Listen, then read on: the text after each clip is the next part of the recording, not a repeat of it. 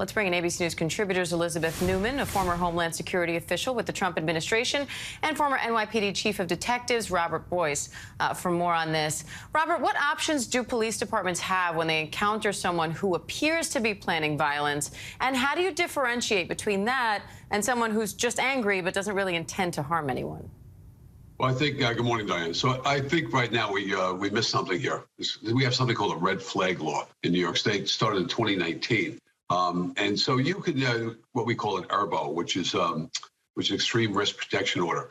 Anybody in his life could have applied for this and made sure he never got a gun, or guns that he had would have been removed. So someone missed the boat here, his parents, of course, number one. But when he was taken into custody over that threat in high school, that should have been examined then.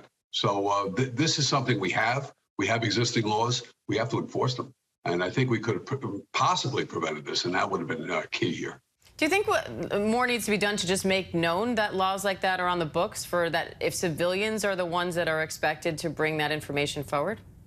It's a great point, Diane. Yes, this is not known outside of law enforcement, these ERBO orders. And you can download it online, bring it to a judge. It's not hard to do, but it's necessary to do. It takes a little work. And what Mr. Johnson said before about political will, right on the money on that. There's no question about it. So we need the political will to get these things done. So there's some things missed here. We may have stopped before this happened. This Bushmaster XM15, this is the same gun that happened, the Beltway shooter, the incident in Connecticut where all those children were killed. This is the same gun. We could have stopped this. New York State law has a magazine law. You only allow 10-round clips when you purchase the gun. However, he went online, which anybody could do, and get 30-round clips, even more than that, which I believe he did. And he also altered the weapon prior to using it. So these things, he well planned this out, this individual, and I think we could have stopped this, or possibly stopped this, early on.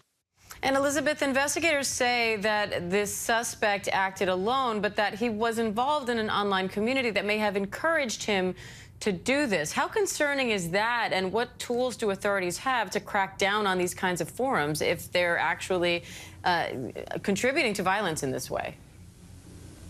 You know, these types of attacks are often called lone wolf attacks, but that really misleads the public about what is going on. Your previous guest, Mr. Johnson, articulated that this is just the latest in a lengthy list of attacks that have been perpetrated around the globe by people fueled by white supremacy and concerns about false conspiracy theories like replacement theory. It's from what we have read of the documents that he posted online, got engaged in some very, very extreme fringe violent groups. We're not talking about Facebook. We're not talking about mainstream social media platforms. We're talking about darker places on the web that do not use some of the rules that the mainstream social media companies use to monitor content. And he got radicalized during COVID. He was bored. And I have to say, when I was at the Department of Homeland Security right at the beginning of COVID, we were very concerned that this would happen, that you would have more people experiencing anxiety and frustration because of the disruption around COVID, the fear of a pandemic, spending more time alone online. And we know what causes radicalization. And the COVID pandemic was like the perfect storm for individuals that might already be predisposed, vulnerable to radicalization, to become radicalized. And we've seen that happen. We've seen increases in violence, not just terroristic violence, but all types of violence over the last 2 years. We've seen increases in people latching on to conspiracy theories and other violent extremist ideologies. So sadly, this was expected, and I unfortunately think we're going to see more of it in the coming weeks and months. All right, Elizabeth Neumann, Robert Boyce, great to have you both. Thank you.